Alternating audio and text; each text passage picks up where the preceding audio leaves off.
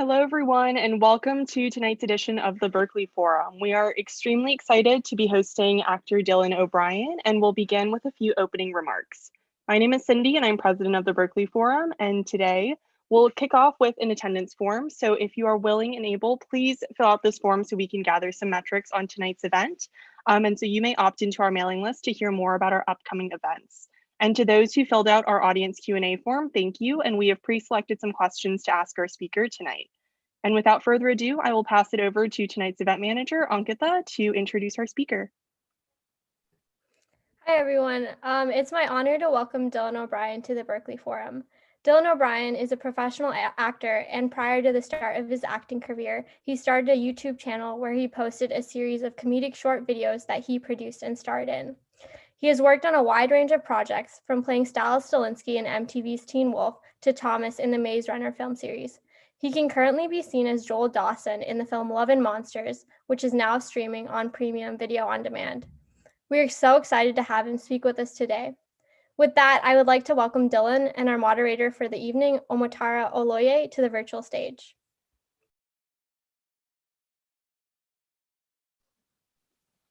Hello. Hey, Dill. Thank you for coming today. We're really excited to have problem, you. Omatara. Thanks for having me. I'm really excited to be here. Okay, just to kick things off, you've played a wide range of characters, as Ankita, talked about in your bio throughout your acting career, Styles, Joel. What is your process in choosing which roles to take on? It's interesting that, that's something that is definitely evolves over the years. Because obviously at first, when you start acting, you're just, you don't really have as much choice as eventually then you hope to might get to a point where you do. So I would say that, initially, obviously, like you're just sort of trying to kind of get work, you're just trying to like book a job, you're trying to like break into the business, and you're just auditioning sort of. With that said, though, on Teen Wolf, I actually did, I was originally supposed to be like sent in for Sky, and that was like a rare kind of occasion, I think, where there just happened to be another character in the show that was like the same age, and I was like, what about Styles? Like I really connected with Styles reading the thing. So with that said, funny enough, my first role ever, I did sort of like have an instinct early on to, I think, kind of what I connected to. And I think, as I think now as my career's gone on, like, I guess, for example, with Joel, who's my character in Love and Monsters, which just came out last week. I think it's a very varying degrees of things, right? It can be, I think for me, it's sort of like, it's a plethora of things. It's sort of this concoction of like, am I connected to the character? Does something spark when I read the material? Is it like something that I sort of like innately feel that that is a part of me in a way, that I can play. And I can be that guy, sort of. Secondly, there's like another thing too of being like, a thing of interest. Like if it's something that, a challenge portion of it as well. Like, I definitely don't want to be doing the same kind of movie and same kind of thing over and over again. That would not be like very like entertaining or fun or challenging to me. So it's always something too that, that's also a piece of it. You always want to be doing something different, and then I guess too, just to what the project is, what the movie is, what the spirit of the film is. I always kind of want to choose projects if I can, if I have the ability to like, choose something. I want to champion something that I think is that I would want to see, and that I think too that I'm not seeing a lot of typically. I typically like to be a part of things that I think are interesting and unique and original as can be found sort of today. I do think that there's an aspect to kind of like the industry now, just currently right now, we're going through a sort of like very sort of like, regurgitated, like optioned property kind of like sequel, regurgitation generation. Nice. Kind of thing, and so I don't know. So if I ever have my choice to be a part of something that's like really unique in the space right now, that's something I always want to try to champion. Yeah, and you talked about Teen Wolf. You're 17 years old and you're cast as Styles, and you've previously spoken about how special this character is to you in your interviews. Yes. So what, if anything, Oh is God. the continuing importance of the role to you in your career Oh today? no. Oh no. Oh no. Repeat that one more time for Oh, me. fire Sorry. trucks. Sorry. Oh, no Oh, you problem. can hear the I fire just trucks? a little bit. They're definitely there. All right, that's the best we're gonna get. It's all right. It's all right. They too wanna see you at the Berkeley Forum. But just talking about, Styles and Teen Wolf and how important that was to you. What, if anything, is the continuing importance of that role to your career today? Oh wow. Well, that role will arguably, pretty not arguably, always be the most important role I think I've ever played, just because it's where it all started for me, and it represents so much. Represents the entire foundation of my like learning. As an actor, how to be on sets. I was very much aware of how green I was in the beginning. I kind of had a weird way into acting where I didn't grow up acting as a kid. I wasn't on sets, like I wasn't a child actor, and nor was I even in school. So it was something that I totally kind of just like picked up and was launching myself into. So I was very well aware of the opportunity that Teen Wolf was to me. And I remember always even thinking like very consciously, as a kid, when the show started, I was like, I'm going to soak up every second of this experience on set. And it was my school. Like I was like treating it as my college. My dad very early on, when I mentioned that I wanted to possibly attempt this acting thing out of nowhere, my mom was very much like, I think you'd be really good at it. My dad was very much like, you have to do the work and you have to take it seriously. And I think that that's something that definitely stuck with me right away too, and will always stick with me.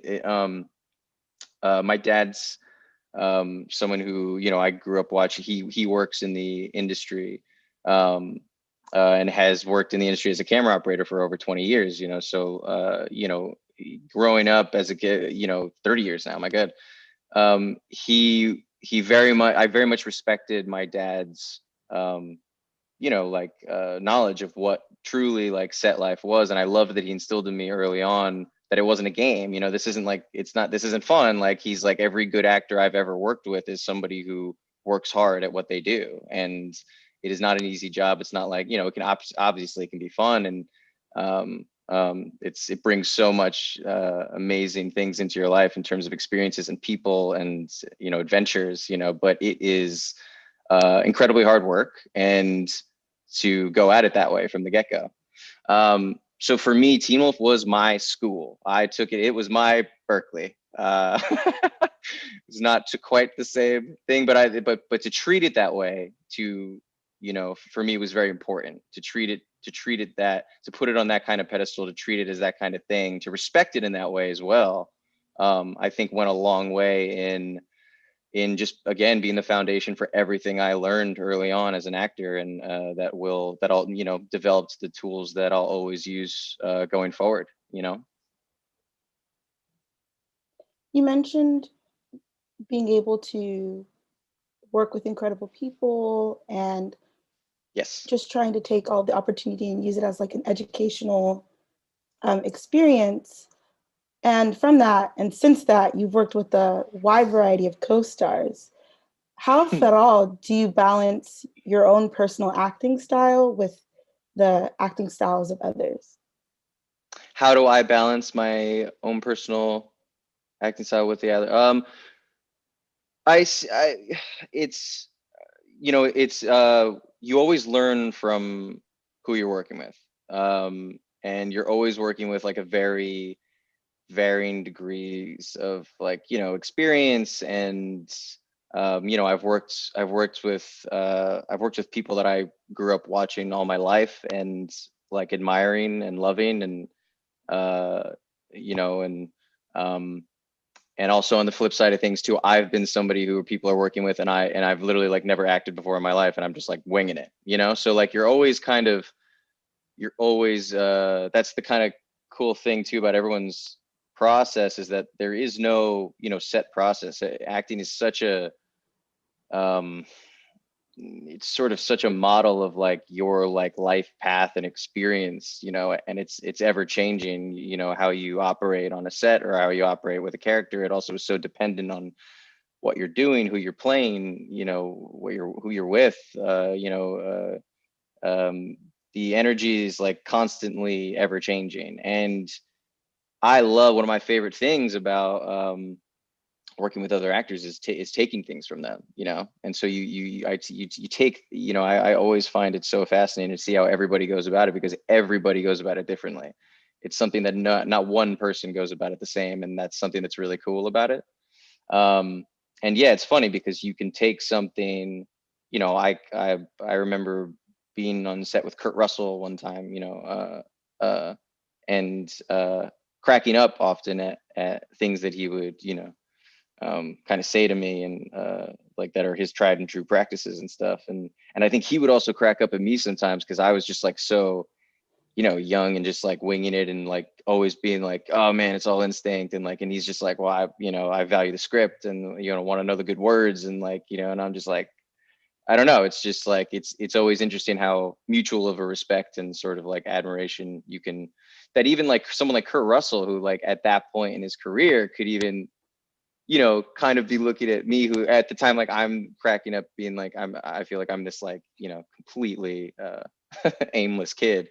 Uh, and he's like, I like your energy though.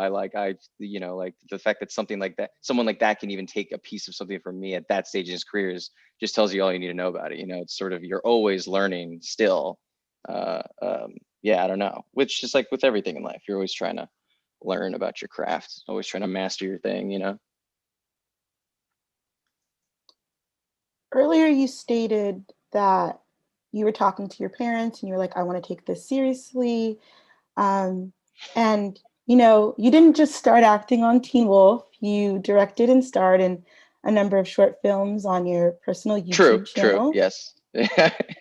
So, for, you know, the people out there who also want to get into acting, how do you think, or what role do you think platforms like YouTube and TikTok can play into helping new actors and actresses enter the industry?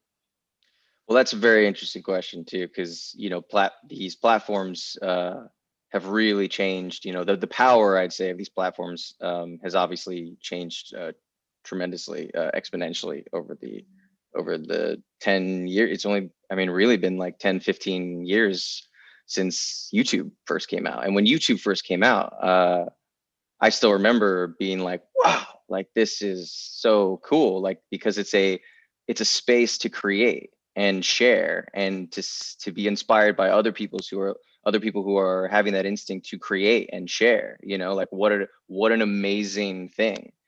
Um, and then all these other, you know, now, I mean, obviously now it's like something that is um, extremely like oversaturated, but it is still at its foundation, at its core, a place to create and share. So, I mean, I think that if you have that instinct, right, to if those are the things that you love to do, create in some kind of way, you know, which I completely relate to. I was a kid who, from the time I was, I mean, a little kid when I was 6 or 7, you know, maybe a little older than that, 8 or 9 or so, like um, I'd screw around with,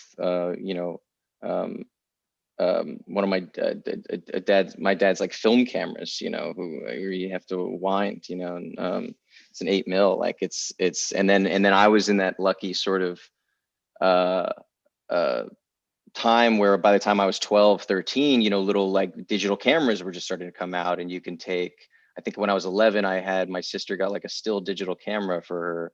This all sounds so funny and ancient now. This still digital camera for her birthday, and you could take 8-second silent videos on it. And I was like, what?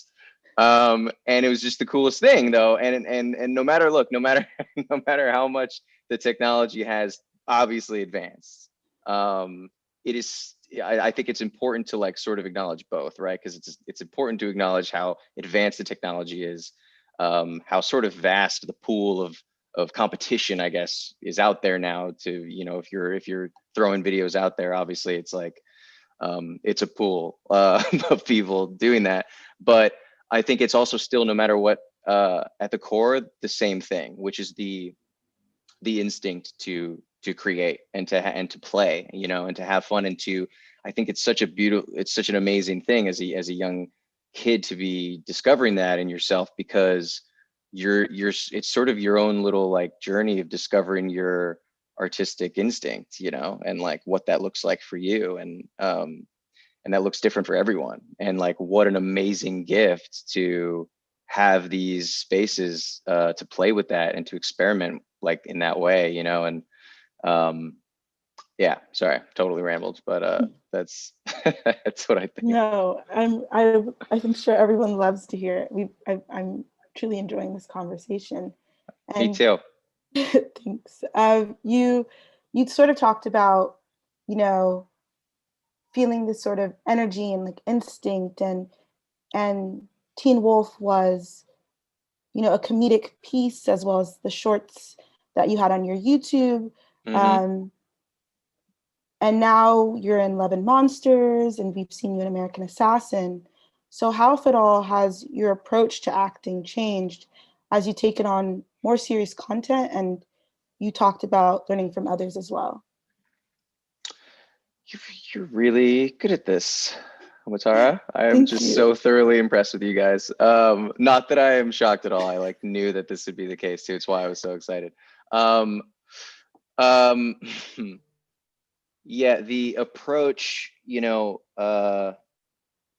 it's ever evolving, right? And I would say for myself, I originally, as a kid growing up, I had, I would say more of my instincts lied on the technical side of things, right? So I understood sort of the composition of the frame, and I understood what that would look like. I understood what was going on the other side of the camera, and I understood, you know, I edited my videos and stuff, and I direct them, you know, directed them. I was making them, I was creating them, right? So I think I had an instinct for cutting and timing and things like that, sort of through the technical side first.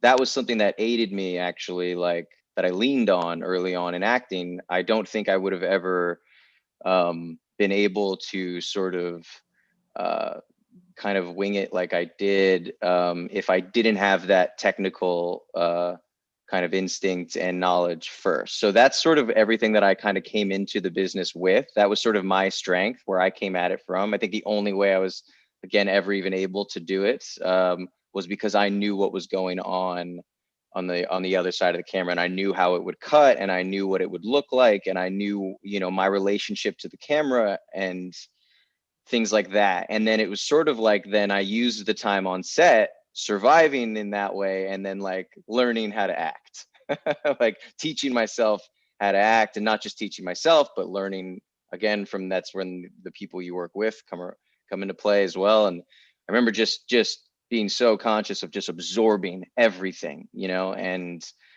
looking back on it too, it's so cool. I guess it's always cool to look back on I don't know, things you did 10 years ago, I guess, but it makes me laugh to think about like little 19-year-old me, sort of just like, you know, really um kind of like thriving and being proud of my instincts, but also like really valuing everyone around me, and how everyone went about it. And I don't know, just nurturing that in a way that is so instinctive at that age. You know, I can like sort of articulate that now in hindsight, but at the time you're just, I don't even think you know, I was definitely aware of like, I wanted to learn, I wanted to get better, and I wanted to soak up every second that I was doing this. But it's funny that that's sort of looking back what you're doing, you know, your little self is doing, you're nurturing your, you know, your instinct and your creative instinct and your like, you know, talent that you're trying to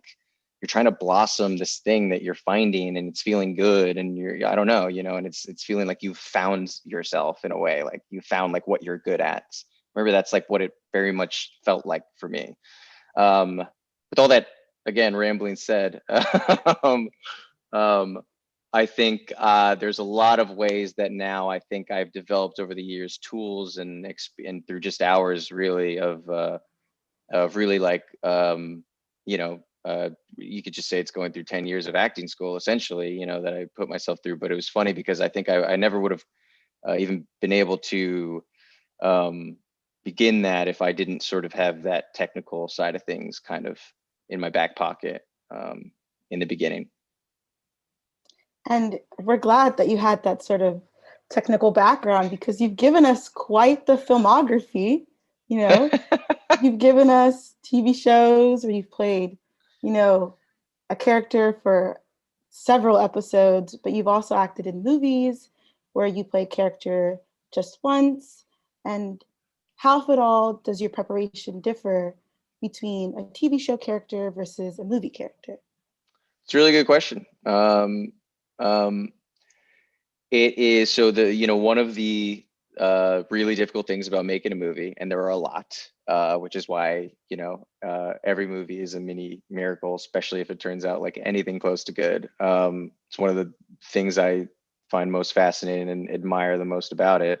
One of the most difficult things I'd say from an actor's standpoint is, and your filmmaker too, and really everyone, I guess, everyone involved in the process, you're all trying to align this vision, right? And you're all trying to, through communication on a daily basis, you are trying to achieve this singular vision, right? But it's funny because it needs to be this sort of singular vision that 100 people are taking a part in, you know? So it's very that's the collaboration aspect of it. That's the piece that is really just the greatest. That's the piece that you know, I'm in love with. And I think everyone would agree. Oh my God. But it is very much so like, it's tough. It's very, you know, you watch movies sometimes that you're getting one shot at it, right? So like you're not able to go back and fix if you're, you know, you're working with, let's say you know, you're working closely, obviously, with your director the whole time, right? They have a vision for the film that they are ultimately going to be controlling, and you are trying to offer your like service to that, right? To that vision. And you know, sometimes you can see how something comes, you're not going to see like really truly what their vision was until it is completed, you know? And so you're just going off this relationship, this communication, and this trust throughout the filming process to feel what's right and to play with things and to, you know, to get it up on its feet and find things and hear it, and, you know, and if that's, and then sometimes, a lot of times you're not sure, so you try something else, you try different things, and you're always rushing for time too. So it's really just this like this long haul of a scramble to make this thing that you're the whole time that you're making it, you are sort of just guessing with each other, you know? And then it's amazing to, like, you know, when it works, it's just like, it feels so good to see what you did and to be like, yes, we were on the same page, you know, we were seeing the same thing. Like, it makes you really, really grateful and appreciative for when a movie does work, and it makes you almost sort of never even able to attack yourself in what you do, because it is so difficult to like make that process for it to work, you know, is a mini miracle every time, and it's one of the best things about it, you know. And with TV, you do have a chance to like adjust, kind of, you know. I remember very much so early on in Teen Wolf, even just from the pilot to go into the full season, when I saw the pilot, I remember, I think I was horrified by my performance. I think at the time, first of all, I was going through a couple things. Obviously, I'm going through like the first time I'm seeing myself and hearing myself, and like having that moment that obviously you get used to as an actor, where you're watching what you did, and you're like, that's what it came off like, like in my head I was brilliant, like, um, and but I think it was obviously that, but also another thing, it was my first sort of experience with like, okay, I did have a sort of different vibe in my head. I now see the vibe and I can now adjust, and thankfully I was able to. I think I would have been horrified if I never got to adjust. But so then, yeah, and then, I mean, over years, you're obviously then tone, you sort of like know the tone. And but Teen Wolf was interesting too, because we were constantly shifting sort of tones and worlds, and so that was kind of fun too. It was always you're always finding things on that show. It was the perfect school grounds for me, really. You've also done voice acting where you were in Bumblebee as A little bit. Bumblebee. And how does it change, like, for voice acting in comparison to like roles where you're like in front of the screen? Yeah, it's interesting. It's fun. The Bumblebee thing was fun.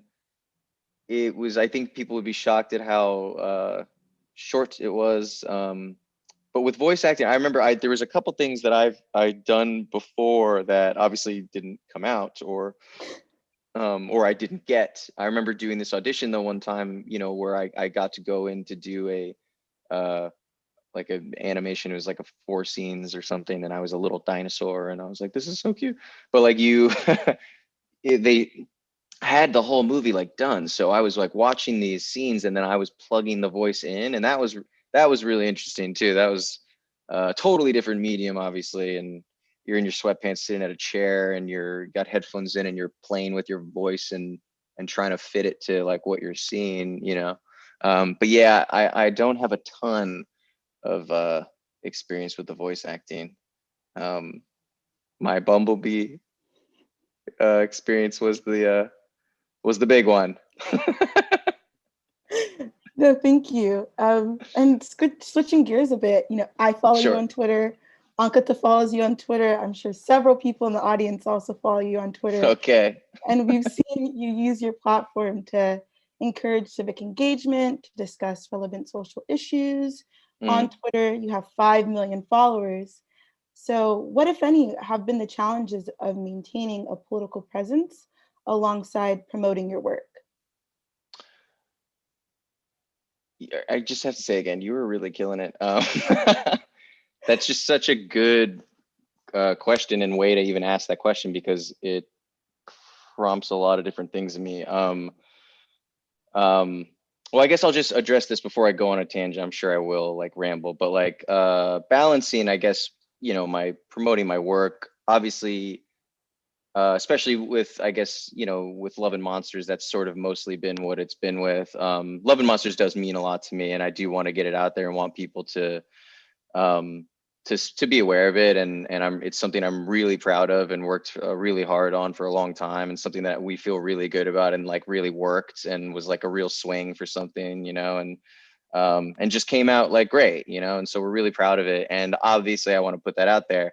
At the same time, it's an extremely relevant thing that you bring up, where I also do just believe that, there are a lot more important things going on right now, and it's not necessarily doesn't necessarily make me feel that I can't post about those things that I care about and that are sort of priority right now, that I want to get out there, and I want to be able to help as much as I can. It doesn't make me feel like I can't post about obviously other things that I care about, including my film that I am proud of that is out there. But at the same time, it's all just sort of driven by my own personal feeling, anyway. And I do personally feel that, yes, love the movie, want people to watch it, hope people will watch it, but a lot of the shit going on right now. And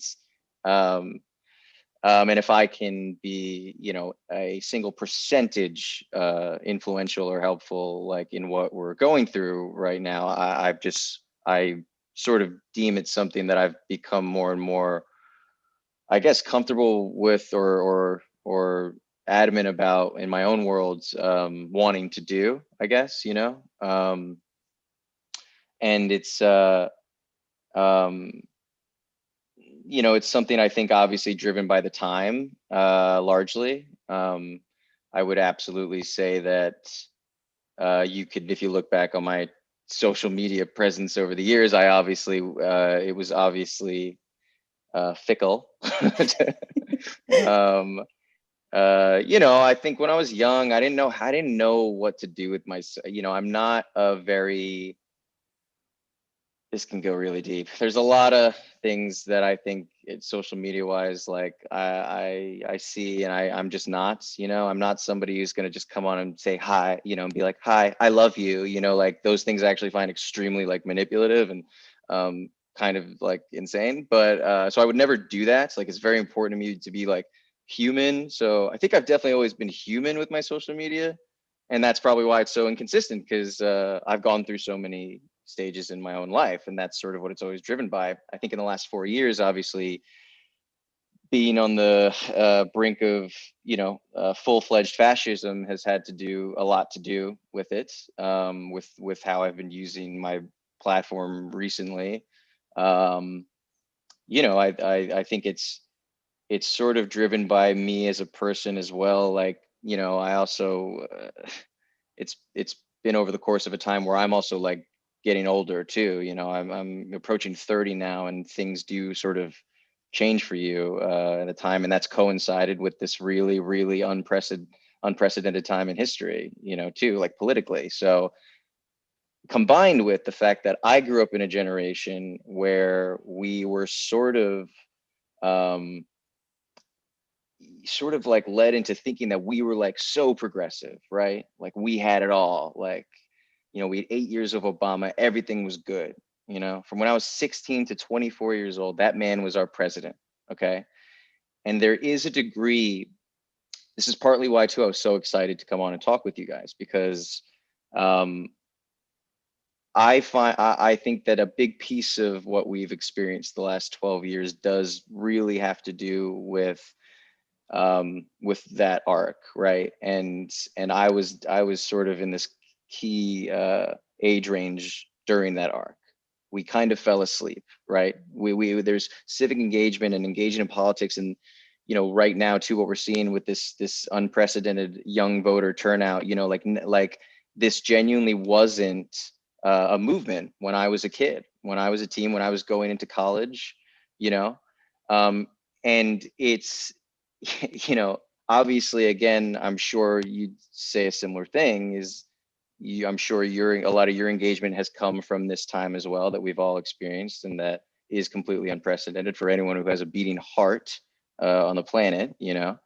Um, and I think I admire it so much, maybe because when I was that age, I just, you know, we didn't have that, you know, like it wasn't, it's, you know, also combined with social media being such an ability to like, I don't know, to like learn and to spread information and to be inspired by other people and to amplify other people. Like, and that's really just the community too, that I guess I've joined in my Twitter. It's really just trying to, um, you know, trying to learn myself, you know, and I guess it might be just like a reflection of that.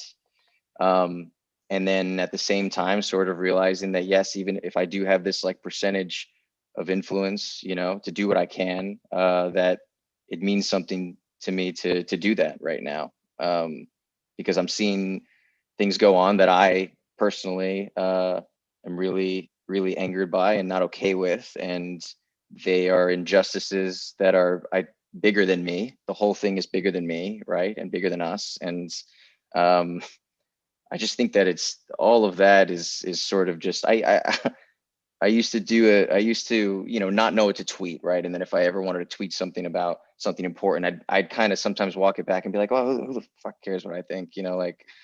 And to a degree, I still feel that way, right? Like you know, I'm never trying to be like this, you know, educated, lifelong activist who's well versed in these things and well educated and can articulate these, you know, and to know about all these different things, you know, like it's this is the birth of my, you know, of learning about those things, and it is completely influenced by the time, you know, and I think at some point the bigger than me thing, that's what made me get over that, like get over myself, be like, well, it doesn't matter. It's like, it's not a thing about who cares what I think, it's so not about that. It's about the conversation, and it's about listening. And if I'm on here and I'm listening, I'm reading, and I'm, and I have a space too to amplify a voice that has taught me so much, right? Like in this moment, then I should do that. I started deeming it as just thinking of it as a real responsibility to do that, again, with however tiny of a percentage influence that I have, like every little bit counts. And yeah, I guess that's what I think about that. Thank you for that. I'm sure I appreciate it, and I'm sure the people in the audience did as well. And you talked about Love and Monsters, and you're really proud of it, and it came out last week. And if we weren't in a pandemic, people would be seeing it in theaters, and we would have had like a theatrical release. However, of course, due to COVID-19, I know. studios have chosen to release movies and in terms of like on-demand streaming services and platforms. Mm. As an actor, how if at all do you think that these actions, as such as this, could impact the entertainment industry in the long run? You mean the pandemic as a whole? The pandemic, set, production, right? For like all of it, yeah. Yeah. I mean, in the long run, look, I think that there will always be a market for entertainment. So I'm definitely not worried about the industry. I think in ways that certain executives are like panicking about. There's, again, it goes back to that. There's a lot more important things going on right now.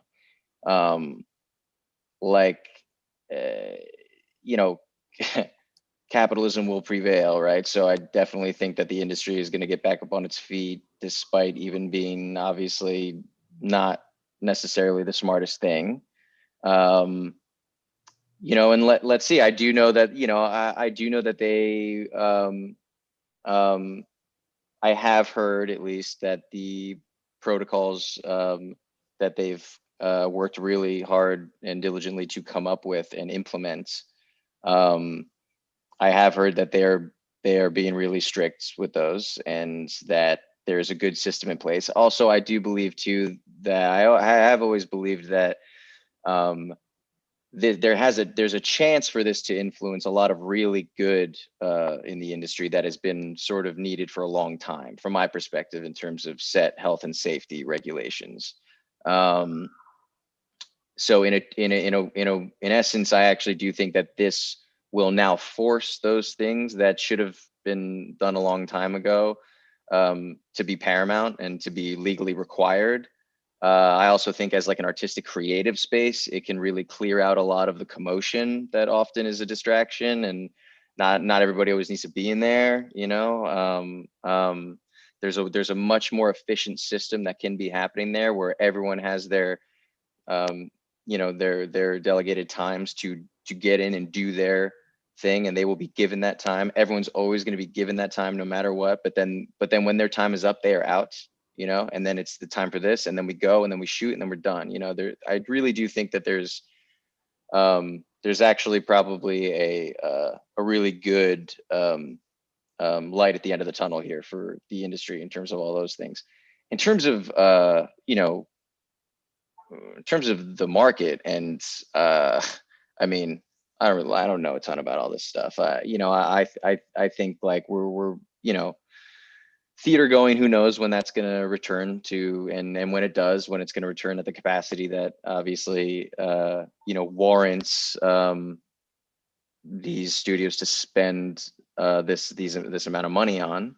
I think actually, funny enough, thank God for streamers right now and the amount of streaming platforms, because I do think that otherwise we would see all kinds of little funky, cool, like creative movies go away for a while.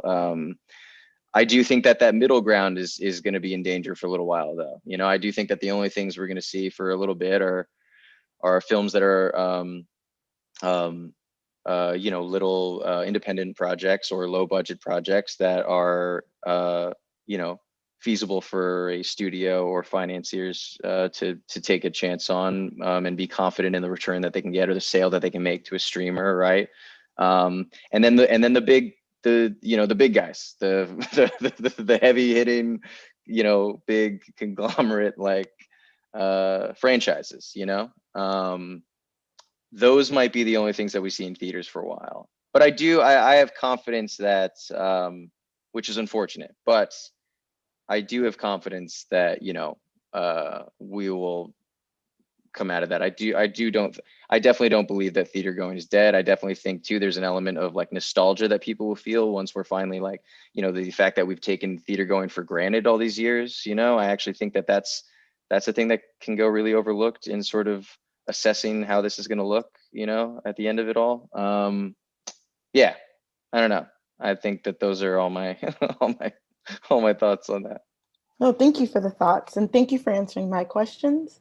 We're now going to be moving on to some pre-selected audience questions that have been sourced from UC Berkeley staff and students. Cool. First up, Allison wants to know, what was your favorite Teen Wolf season to film and why was it season 3?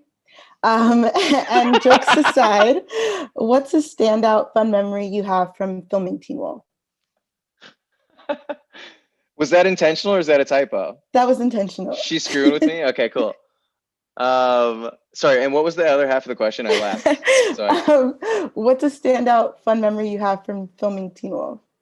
Oh, okay. Well, season 3, I absolutely was obsessed with. I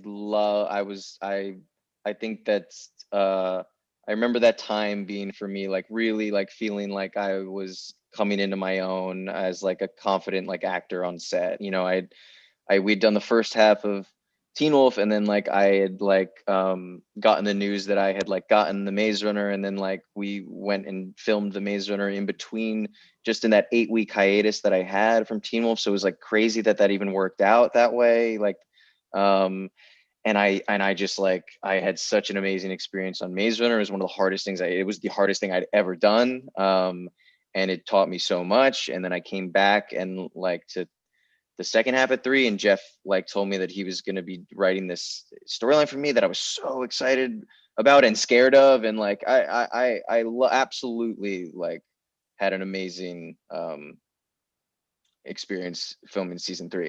I think I have to like, if I'm picking like my most fun season of Teen Wolf, it's hard for me to not say 1 though, just for the sake of like, no one knew what the show was going to be like. We still just like, we were making this little show that could like this little weird wolf show, and we were just having like the time of our lives. It was all so exciting to us, obviously we were all, different degrees of experience. Like, I think Tyler Hoechlin obviously had been like acting since he was a kid, as was Pose, and like, and then for like me, it was my complete like first fresh out of high school, just like completely no idea what the hell was going on, just like winging it kind of deal. But we were all just like so fresh and young and like game and loved it and like believed in what we were doing. And those are always just like the greatest moments in something,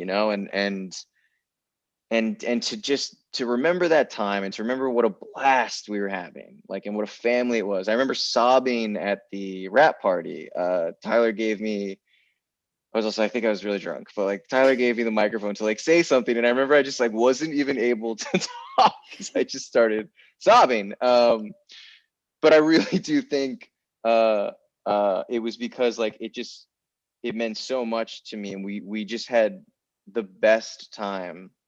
And I was doing this thing that was just so like cool to me, I just couldn't believe where I was. And then we never thought we'd even be coming back, let alone that I'd be doing it till I was 25. It's just like, it's just wild. So I do have to give it to season 1, despite all those things I said and do feel about season 3. No, great. I think we all really enjoy the series as a whole. So I think any season is great. And Danny seems to be like a Mets fan and wants to know what moment in Mets history sticks out to you the most, and why is that the most significant?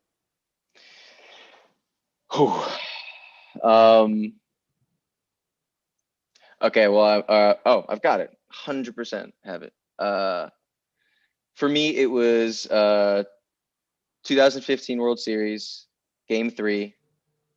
I flew to New York to be there. And it was David Wright's home run. First of all, we had just, we had blown Game 1 of that series, and we're coming into New York down 0-2, having blown Game 1, straight up lost Game 2, but blew Game 1. So we're down 0-2. I have tickets for the Friday. I had tickets all weekend. And David Wright was my hero growing up, and still was at this point. He had also had this like extremely heartbreaking turn in his career at like a very young age, where he was on track for a Hall of Fame career, and he was our captain. He was our franchise. He was the face of our franchise. He's also the best human being on the planet. And he was my hero. He was everything to me that I looked up to on more than a level than to just a baseball player, as I said, a human. And again, for me in my life, I moved to the Mets means so much to me. They were like, when I moved from the East Coast to LA as a kid, and I had no friends, like the Mets were like my friends. That's truly why I'm so tied to them. I would come home after school every day and I'd put on the Mets game.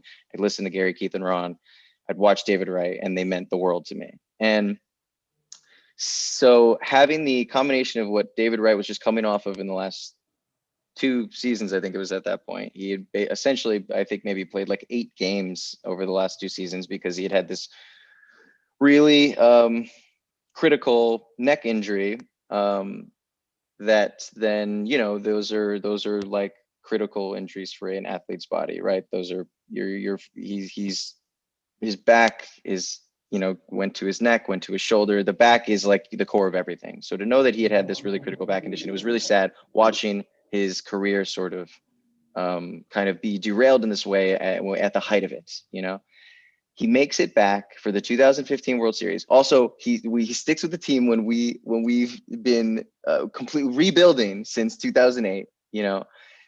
We finally make it back to the World Series, and he's on the shelf. But he makes it back for the playoffs. He's in the World Series.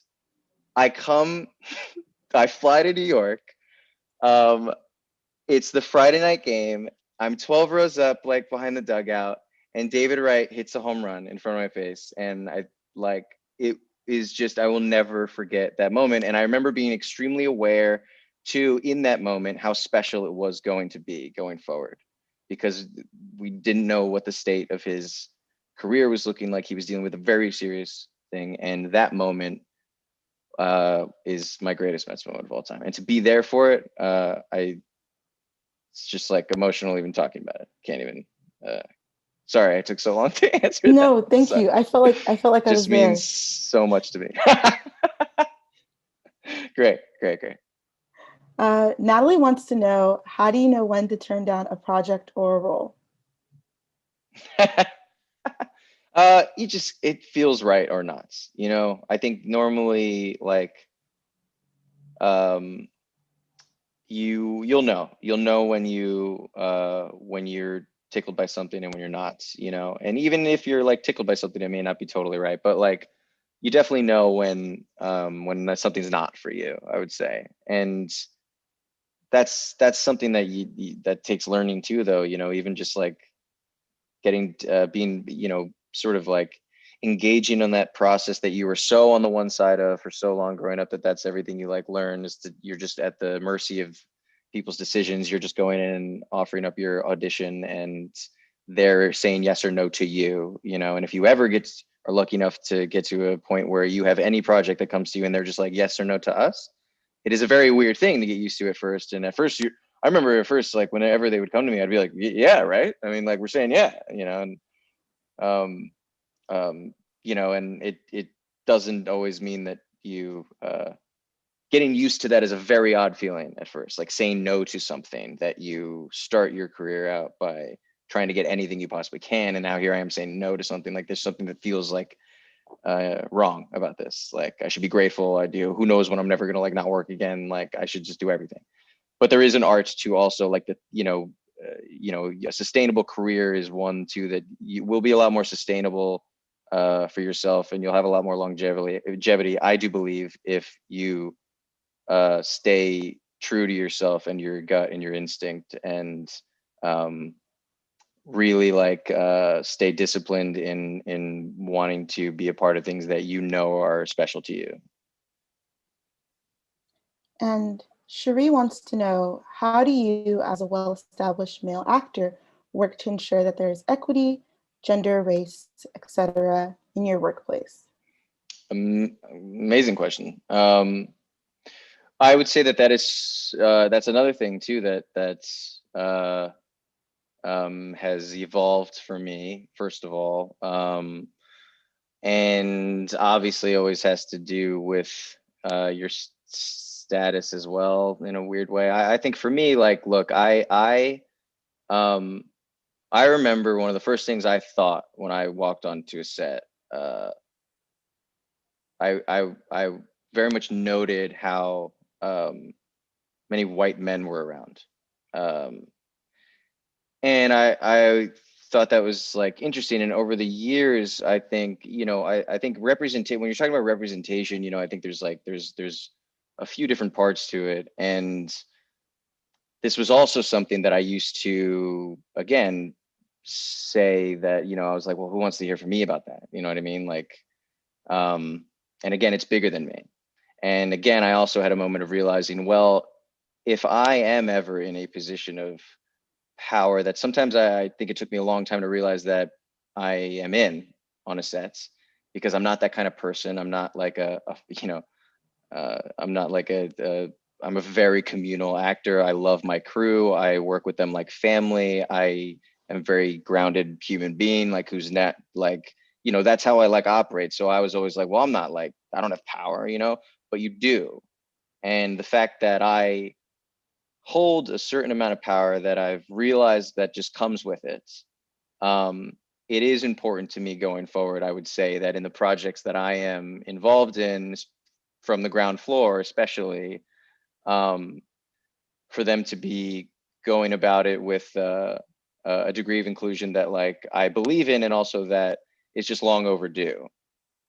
And that includes in your crew, and that also, like, it's interesting too, because the people making those decisions as well, I've noticed, I feel like, that's another piece of the equation. These in studios and production companies, the people who are holding the cooks in the kitchen, like the people who hold the power and the money, who are making these decisions, right? Like, there needs to be inclusion there as well. There needs to be diversity there as well. There needs to be women and people of color, into these, in every one of these divisions of the industry, right? That has long been ruled by old white men, and I think it's, I think that it's good that people are finally, taking charge in that, and I think it's good that our industry's finally been sort of like put on blast, deservingly so, and like it'll finally motivate some progress in that region, and yeah, and I think those are and then for me, I will, going forward, for me, it's definitely important to include in any situation that I realize that I have a say as well, Definitely. And for the sake of time, this will be our last audience question. Okay, sorry. No. Like, got through three. No, this is the fifth one. Oh, okay. Andre wants to know, what keeps you motivated during points of great uncertainty in your career, and what advice would you tell your younger self? Interesting. Yeah, well, keeps you motivated. It's, I guess my life and like your own belief in yourself, that goes a long way. The people in my life that are important to me and that keep me grounded and that will always also be there, no matter how my career goes. And I also I think you have to believe in yourself, and that comes with a little bit of understanding that like sometimes you're gonna have points in your career that sort of test that you know, you have to understand that no matter what, there are going to be points. You know, the industry is a is a fickle and like cruel world. You know, like you are lucky enough to definitely have people within them, to find good people within it and to hold on to them, you know, and to surround yourself with them.